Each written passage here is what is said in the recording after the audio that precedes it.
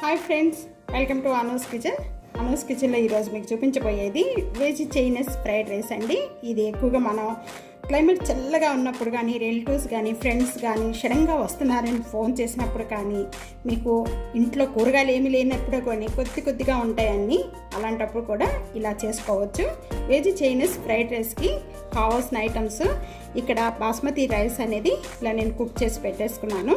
ఈ బాస్మతి రైస్ కొద్దిగా ఆయిల్ వేసి 1 గ్లాస్కి 2 గ్లాసెస్ వాటర్ తీసుకొని బాయిల్ చేయటం వల్ల బాగా క్లీన్ చేసుకొని బాయిల్ చేస్తే ఈ విధంగా పొడిగా ఉండాలండి. ఎప్పుడు కూడా మనం కొద్దిగా ఫ్రైడ్ రైస్ చేసుకునేటప్పుడు ఇలా పొడిగా ఉంటే చాలా రైస్ అనేది చాలా టేస్ట్ వస్తుంది. ఏదైనా కూడా ఇలా కుక్ చేసి పెట్టుకున్న బాస్మతి రైస్ చేసుకునే విధానం. ప్యాన్ బాగా హీట్ ఎక్కిపోయింది. ఇక్కడ 2 టేబుల్ స్పూన్ ఆయిల్ వేస్తున్నాను.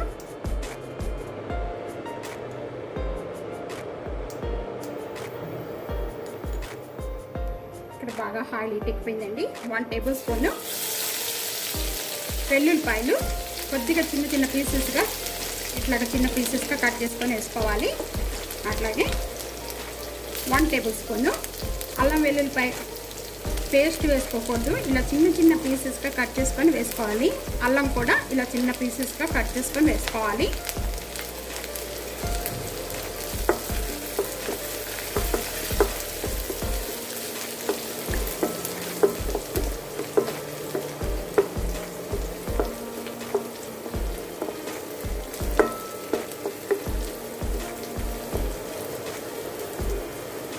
ఇవి బాగా వేగిపోయాయి. అలాగే ఇక్కడ నేను క్యారెట్ పీసెస్ కొద్దిగా ఉన్నాయి. మీ దగ్గర ఎన్ని వెజిటేబుల్స్ ఉన్నా కూడా వేసుకోవచ్చండి, ఏవైనా కూడా. ఇక్కడ నేను క్యారెట్, క్యాబేజీ, క్యాప్సికమ్ ఈ 3 కూడా పీసెస్ కట్ చేసి వేస్తున్నాను. ఎన్ని అవైలబుల్ ఉంటే అన్ని వెజిటేబుల్స్ కూడా వేసుకోవచ్చు. నా దగ్గర ఈ 3 ఉన్నాయి కాబట్టి నేను ఇవి వేస్తున్నాను.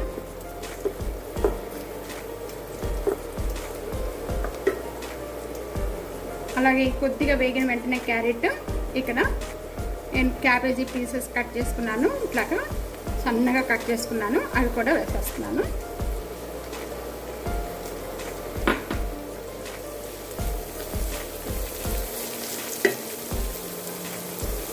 ఆనియన్స్,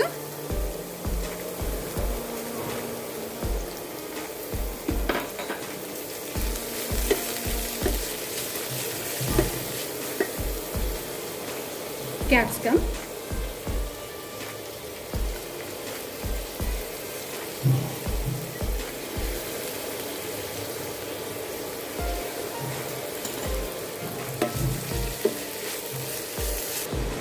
అలాగే 1 టేబుల్ స్పూన్ సాల్ట్ కూడా వేసుకోవాలి.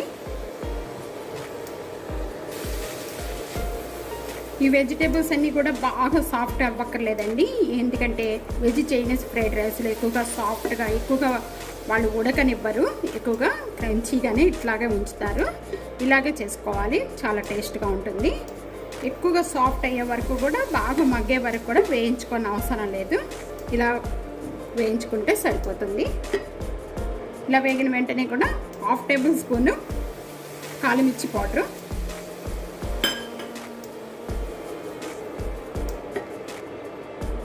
2 టేబుల్ స్పూన్ వెనిగరు,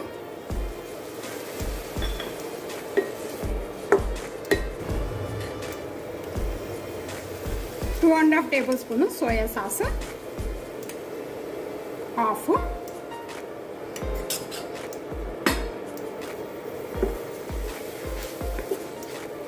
ఈ విధంగా వేగితే సరిపోతుందండి, ఇంకెక్కువ వేగక్కర్లేదు.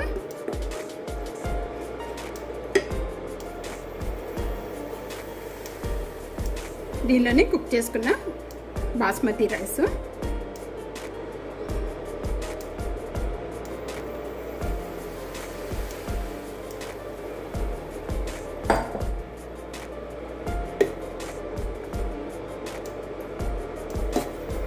చాలా సింపుల్గా అయిపోతుంది. మనకి రిలేటివ్స్ కానీ, ఫ్రెండ్స్ కానీ ఎవరు వచ్చినప్పుడు కూడా మనం ఏం చేయాలి అని తెలియని పరిస్థితిలో ఇలా చేసి పెట్టండి, చాలా బాగుంటుంది, టేస్ట్గా ఉంటుంది, చాలా వెరైటీ కూడా ఉంటుంది. ఇదంతా కూడా మొత్తం కలిపేసుకోవాలి.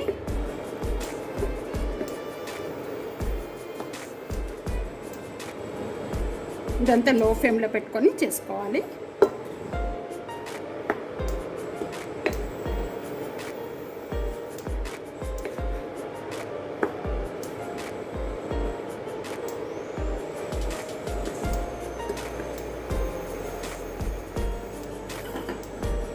ఇక్కడ ధనియా లీవ్స్ వేస్తున్నానండి. మీ దగ్గర కానీ ఆనియన్స్ ఉంటే స్ప్రింగ్ ఆనియన్స్ అవి వేసుకోవచ్చు. నా దగ్గర అవి అవైలబుల్ లేక నేను వేయట్లేదు. మీ దగ్గర ఉంటే కనుక స్ప్రింగ్ ఆనియన్స్ వేసుకోవచ్చు.